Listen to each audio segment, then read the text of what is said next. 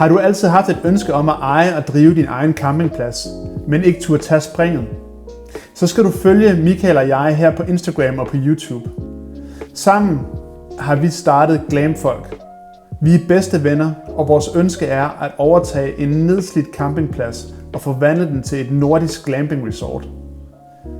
Så det du oplever på rejsen er, at vi finder en plads, vi forvandler hver enkelt af fællesfaciliteterne til noget, der er moderne og aktuelt, og vi sætter glampingtelt op. Vi vil fortælle, hvad det kræver håndværksmæssigt, og hvad økonomien bag er, så du bliver klædt på til måske også at udleve din egen drøm.